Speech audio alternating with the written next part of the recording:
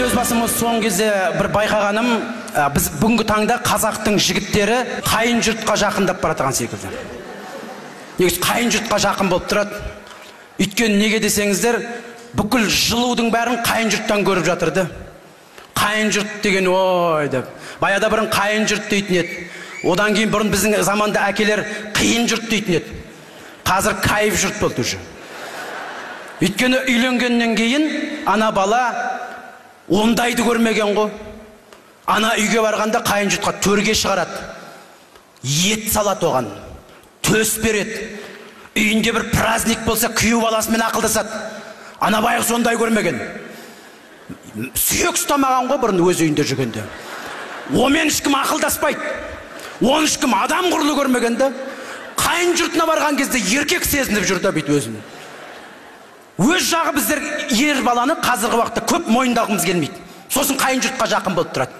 Қайын жұрттың үйіне барып күрек ұстаса, күрек ұстап, осы бір жерді бір шұңқыр қазып, құдық қазып, мына жерге дейін келсе уже енесі келіп тұрады. Күйеу бала шаршаған шығарсың, шай ішіп ал дейді. Ондай көрмеген бұрын ол. Мына жерге келген кезде атасы келіп тұрады, ет салып қойдық, ет жеп ал бауырым дейді. Мына жерге келген кезде өзі айтады, қалған өзіміз қазамыз, шаршадың ғой күйеу бала дейді. Ал өз жағыңа барып шұңқыр қазбақ түгілі. Шұңқырдың үстіне түсіп кетіп, шыға алмай тұрсаң да ешкім келмейді ғой.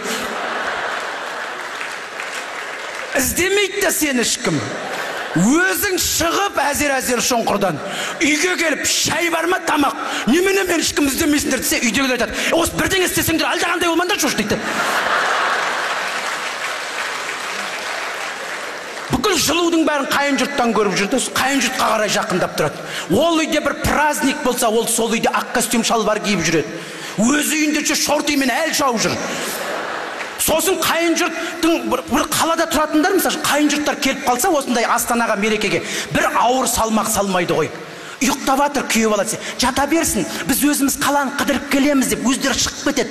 Бір келсе шай дайындап қойып, айтпадыңдар ма десе, жоқ деп. Дастархан жайып қойған столдың үстіндегі шығынның өзін балаңа ақша қылып беріп жатады. Мә бірдеңе ал деп. Шығын шығармайды. Ал өз жұртың келсе, ой шіркін-ай, жатады қойды. Бәйтеректерін қайда көрейік та барып деп. Осылай жатамыз ба үйде дейді. Сосын оларды көшеге алып шығып қыдыртсаң, ой, іштеңе ұнамайды бар ғой. Неше түрлі пікір, комментария, бәйтерек деген осы ма? Ой, мына жерде шаршадым. Ана жерге барайық. Жоқ, осы жерге потатос сеуіп салайықшы, болды, кетейікші жүр. Астаналарын құрсын, мынандай Астана, мен ішінде сап-салқын ғой. Үші артыңнан қоң-қоң сөйлеп кетеді. Өзің шынданып жүрсің, айта алмайсың, бірақ іштеңе жаңа. Бауырларың ғой қайтсаң да, қайын жұртқа қарай тартып тұрады, сол жаққа кетіп қалсам ба екен деп. Қайын жұрт жайлап қазір бар ғой, күйеу балдарын бүйтіп фук етіп қармаққа іліп алып, аккуратно бүйтіп тартып жатыр, жайлап тартып жатыр. Ал жігіттер білмейді, ілініп қалған крючокқа кетіп баратыр, уже бүйтіп бар ғой. Деп өз жұртына қарай, до свидания. А біз өз жұрт не дейміз? Ол қатын жан, ол жүре берсін құрсын мен. Қайтару деген жоқ та, ол кетіп қалады сол жаққа деп ойламаймыз. Расымен сондай. Қазақта бұрын әжелеріміз ер бала арқалап өсірген. Елдің осы шаңырақтың азаматы осы бала деп 7-8 жасқа дейін арқалап өсірген. Содан кейін барып жүретін болғасын өзінен төрге шығарған. Осы үйдің азаматы осы бала деп үлкен әжеміздің өз төмен отырған. Үйдің азаматы деген. Сен осы шаңырақтың азаматы сенсің деп.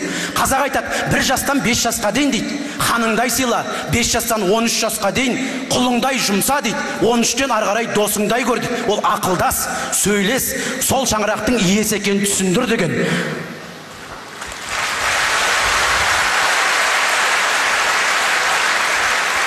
Тағы бір жақсы әдемі мақал бар. 13-тен асқан қызды біреудің үйіне қондырма, 13-тен асқан ұлыңды біреудің үйінен тойдырма дейді. Сондан да ұлдарымыз басқа үйге емес, өз шаңырағының патриоты болсын, сонда нағыз ұлтжан болады деген ойдамын. Рахмет.